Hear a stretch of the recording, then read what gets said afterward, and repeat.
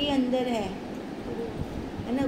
बाहर वाला मटेरियल भी और अंदर वाला भी सबका एक जैसा है, पर पाएगा वो जिसका निश्चय पक्का होगा, दृढ़ निश्चय होगा कि मैं वही साक्षी हूँ। अब हम आगे कर रहे हैं। तात्पर्य यह है कि वीर्य और नाद से दो प्रकार की सृष्टि होती है।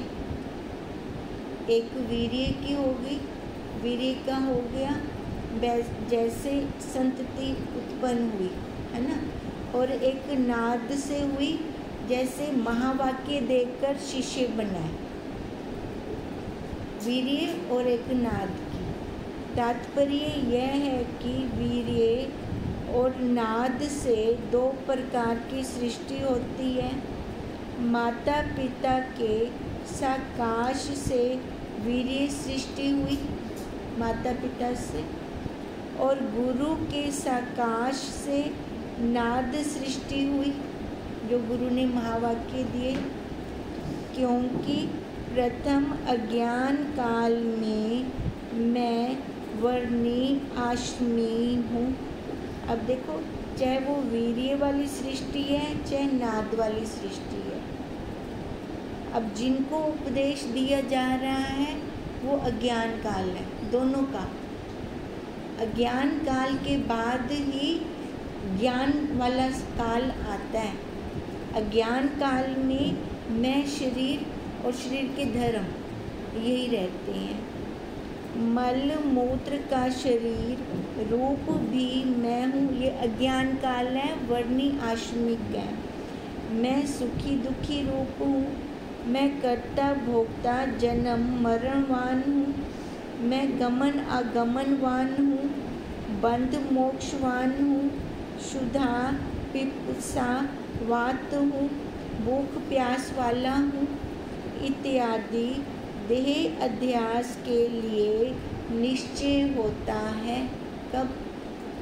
अज्ञान काल में। जो निश्चय अंदर दृढ़ होता है सोई पुरुष का शरीर नाम स्वरूप होता है। अब जो निश्चय अंदर पक्का होगा, चाहे वो अज्ञान वाला है चाहे वो ज्ञान वाला है, उसकी क्रिया वैसे होगी। अगर अज्ञान वाला है तो ये सुख दुख भूख प्यास है ना, सारा कुछ धर्म लगेंगे। अब यहाँ पे प्रश्न ये उठता है, अगर वो ज्ञानी है तो क्या उसको भूख प्यास नहीं लगेगी?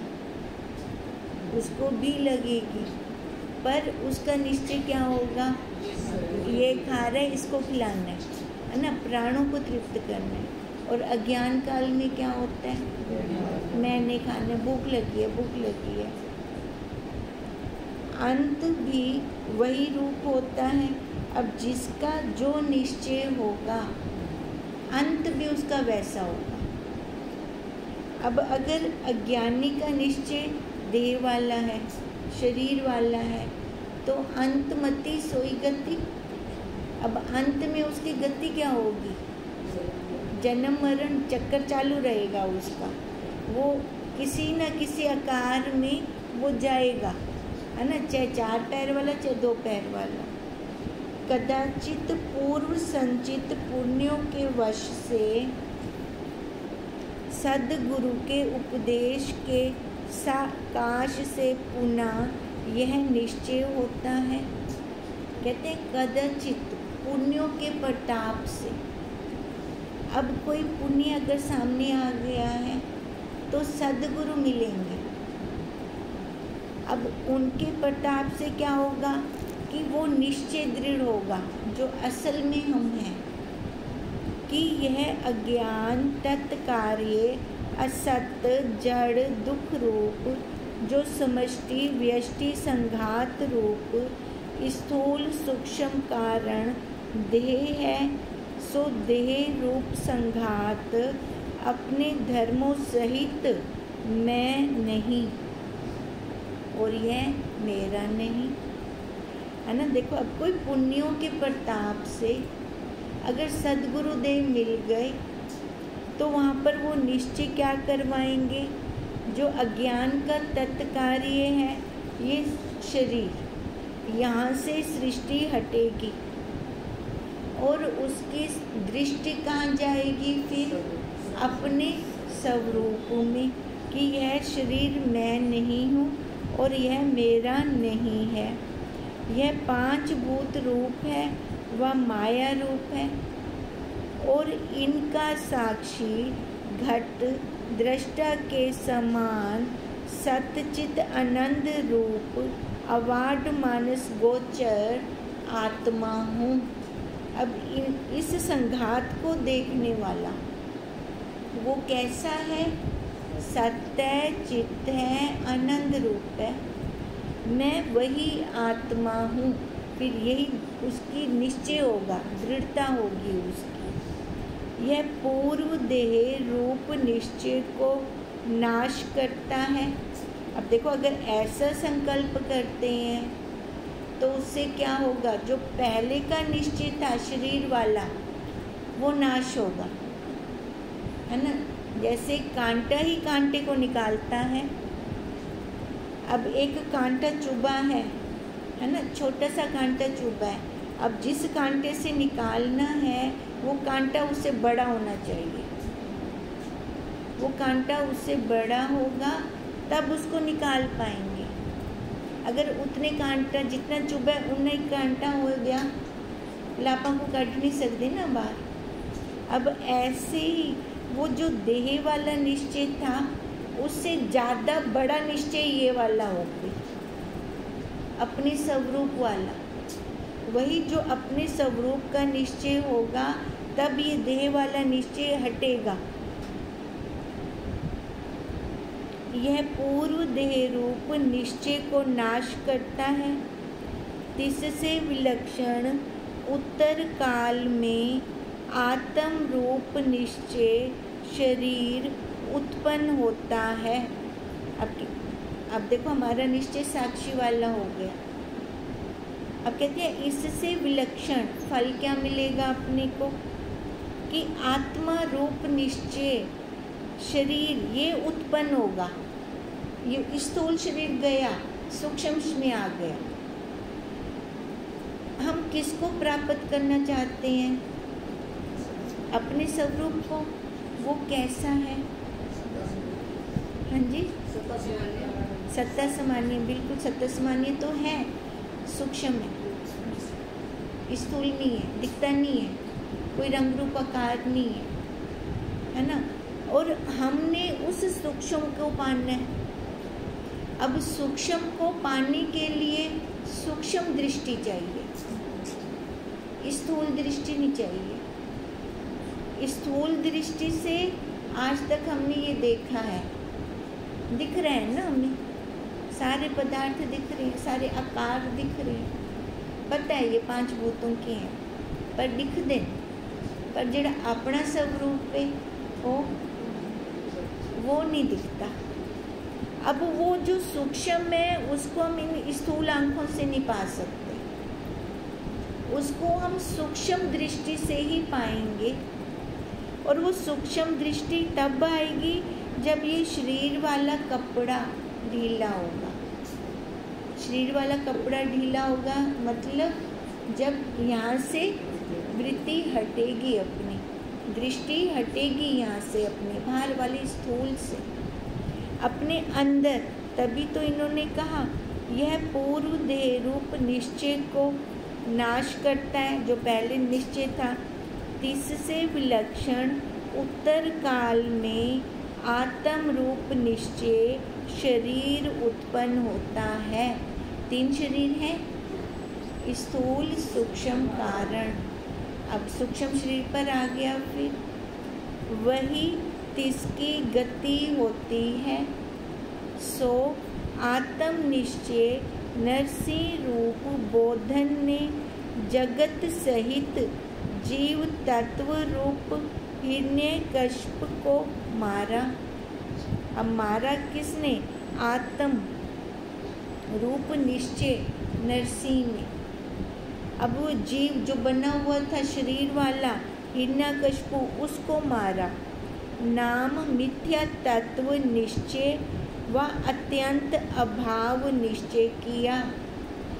जब वो नरसिंह आया मतलब अपना स्वरूप में निश्चय हुआ, तो क्या हुआ, जो जीव बना बैठा था हिरण्यकशिपु, ये शरीर का मिथ्या तत्व हुआ, झूठा लगा ये शरीर।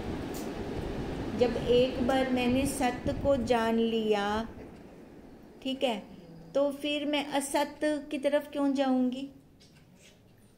एक बार सच्चा आम खा लिया कि मीठा है रसीला है, फिर मिट्टी वाला आम क्यों खाऊंगी। अब ऐसे ही जब एक बार मैंने अपने आप को जान लिया, तो फिर मैं उधर अपने मिथ्या तत्व की तरफ नहीं जाऊंगी।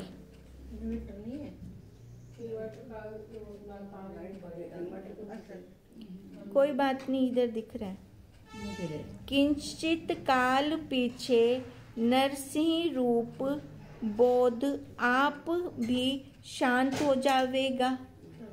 ठीक है, उसके बाद क्या होगा, जो आप अपना जो स्वरूप है, देखो जब तक हमें नहीं मिला ना तब तक मेरे को चाहिए चाहिए चाहिए। जब मेरे को अपना मिल गया स्वरूप, अपने आप की प्राप्ति हो गई, फिर प्राप्त करने की जरूरत है क्या। मैं किसको पाऊंगी फिर, वो तो मैं हूँ, वो तो मेरा आपा है, मैं स्वयं हूँ। जब तक अपने आपा से दूर थी तब तक इच्छा थी। इच्छा भी तो दूसरे की होती है, जो हमें नहीं मिला उसकी होती है, और जो हमें मिल गया है उसकी इच्छा नहीं होती। किंचित काल पीछे नरसिंह रूप बोध आप भी शांत हो जावेगा। जैसे अग्नि है ना, जलाकर लकड़ को शांत हो जाती है, जैसे अग्नि काष्ठ आदि तृणों को जला के आप शांत हो जाती हैं। तात्पर्य यह है कि नर नाम देह बुद्धि त्याग के सिंह नाम आत्मा नाम विचार से आत्म बुद्धि होनी चाहिए। यही नरसिंह शब्द का अर्थ है। देखो, नर नाम त्याग के, नर नाम ये देह बुद्धि, इसका त्याग करें नर, और सिंह अपना स्वरूप, अपना साक्षी, उसका विचार करें। विचार करके वही अपने आप को जाने, यही नरसिंह शब्द का अर्थ है। एक भाग का त्याग करके दूसरे भाग को लिया, तो इसको क्या कहते हैं, भाग त्याग लक्षणावृत्ति। इंद्रिय रूप देवता बोध रूप नरसिंह की स्तुति करते हैं। अब स्तुति कौन करेगा, जो बाहर अलग से होगा। ठीक है, अब ये इंद्रियां अलग है ना उससे, तो ये इंद्रिय रूप देवता हर इंद्री का देवता है। वो इंद्रिय रूप देवता बोध रूप नरसिंह की स्तुति करते हैं। हे देव आत्मा, तुझ चैतन्य सत सुख साक्षी की सत्ता स्फूर्ति करके ही हम जड़ मन इंद्रियां आदि संघात की चेष्टा होती है। अब देखो, ये इंद्रियां भी किसकी सत्ता से चेष्टा करेंगी, साक्षी की। पीछे वो करंट है तभी ये पंखा चल रहा है। पंखा है पर करंट ना हो तो पंखा किसी काम का नहीं है वो फिर। अब ऐसे वो है, पीछे है वो सत्ता स्फूर्ति है, तो ये इंद्रियां चेष्टा कर रही हैं। हम वाड मानस गोचर दृश्य की तुझ अवाड मानस गोचर दृष्टा से सिद्धि होती है। अब सिद्धि भी इंद्रियां नाल थींदी है ना। अब इस आकार में है तभी हम जान पा रहे हैं। आकार ना होवे और बार हे आत्मा है ना, आप आख दो ना कण कण विच व्यापक के, इवें तो नहीं जान सकती अपने आप को, जानने के लिए आकार चाहिए।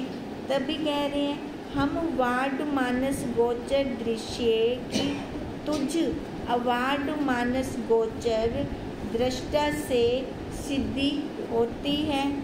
हम असत जड़ दुख रूप भी तुझ सत चित आनंद से ही सत चित सुख सरीखे हो रहे हैं। भले ऐसा असत इनसे जड़ इनसे दुख रूप इनसे, पर इनको किना सांभते रख दो। ओ हे अंदर ता हिंदी सांभ रख दूँ ना, ता हिंदी केयर कर दूँ। इससे हे नर बुद्धि सहित आत्म रूप सिंह बुद्धिमान अधिकारी जानो।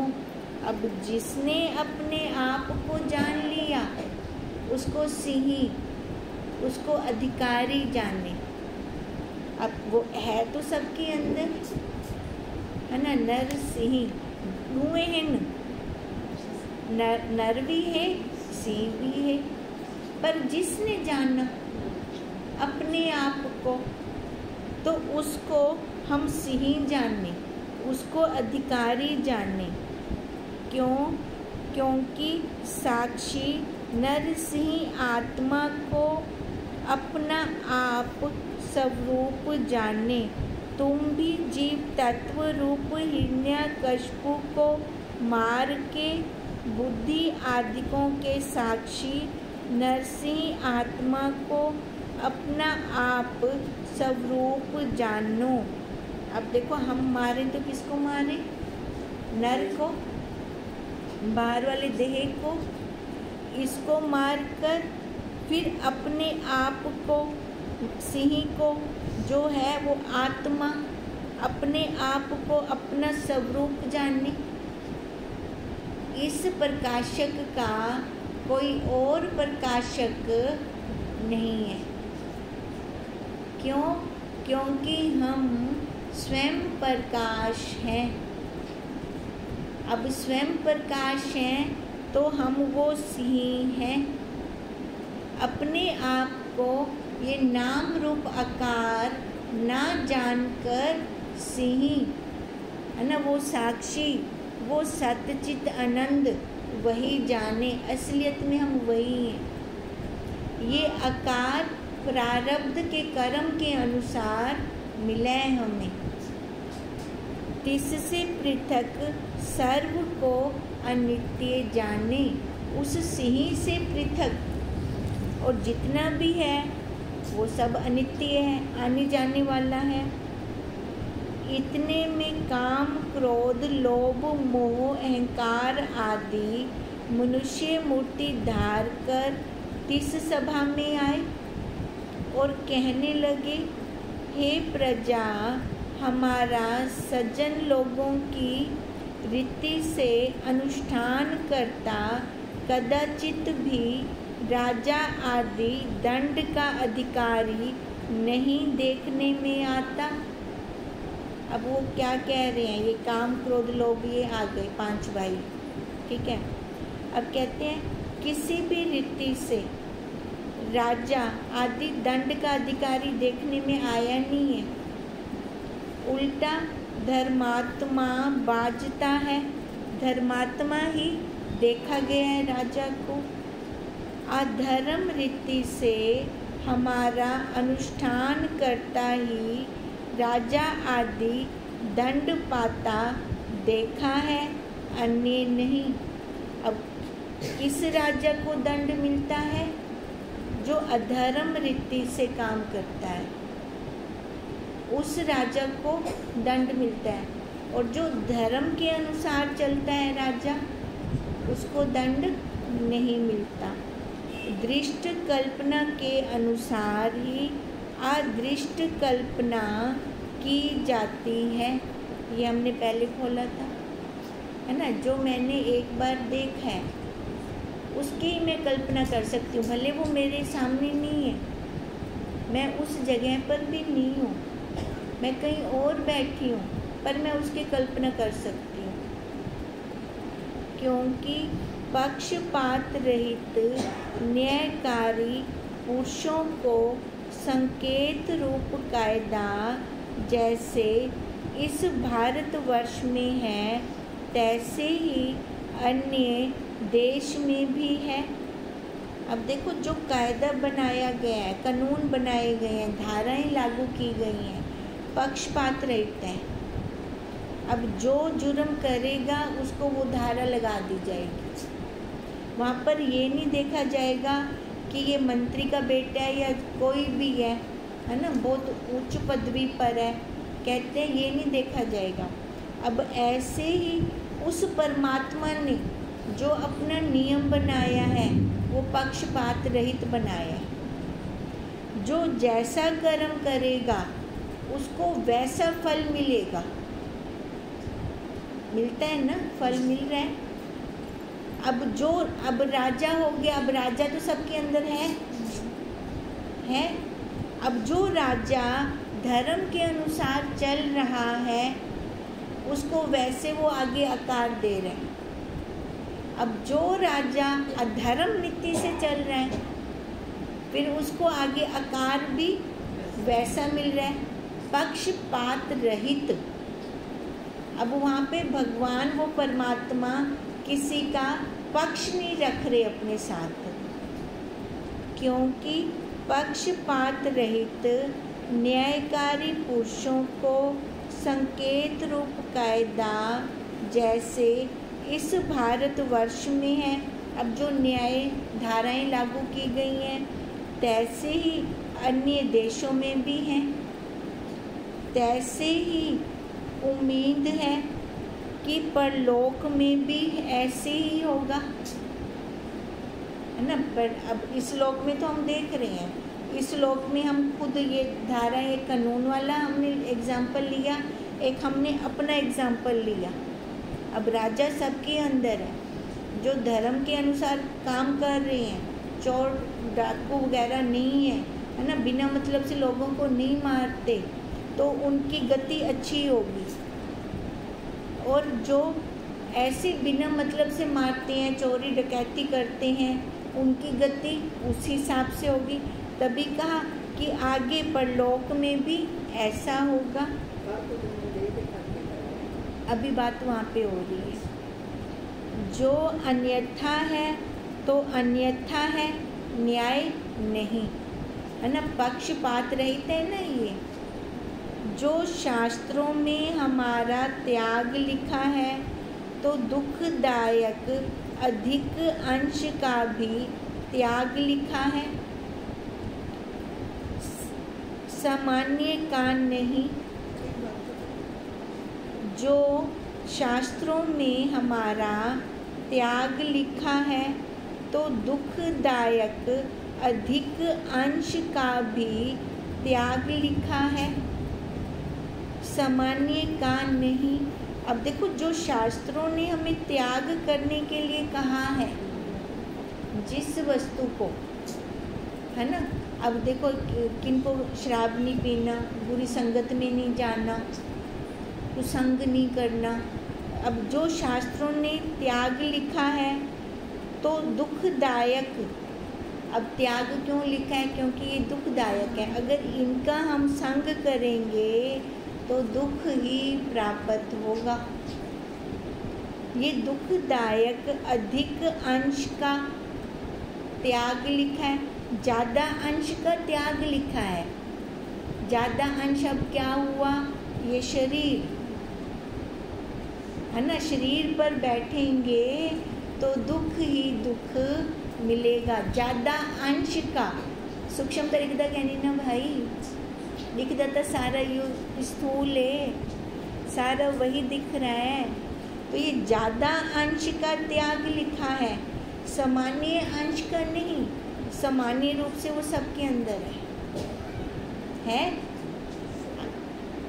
अब देखो, नेति नेति नेति कितनी की, अगर नेति नेति करते हैं कितना हमें नेति नेति नेति करना पड़ता है। ये दुख का अंश है। वेदों की नेति का शेष वस्तु की उपलब्धि सो। जब वेद भी कह रही हैं नेतिका नेति कर तां वस्तु की उपलब्धि थी से जड़ी वो वस्तु है वो है की है। हम वो सामान्य अंश ले रहे हैं ना, उसका सामान्य अंश में वो आत्मा एक है। बस हमें कहना है मैं वो साक्षी हूँ बस।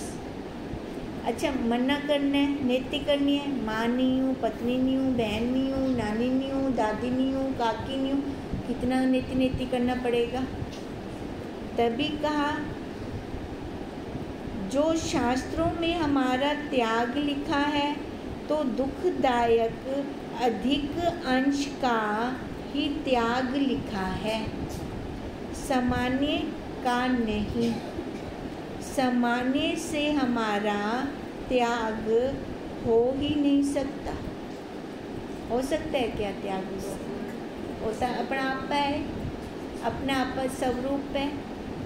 क्योंकि ज्ञान इच्छा और यत्न पूर्वक ही सर्व जीवों के प्रवृत्ति निवृत्ति रूप संघात का व्यवहार होता है। देखो, ज्ञान इच्छा, ज्ञान की जिज्ञासा सबके अंदर है। अब वो ज्ञान भले संसार का होवे चाहे अपने स्वरूप का, इच्छा तो है तो ज्ञान है ना।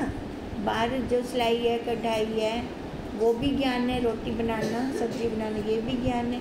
इच्छा तो सबकी है।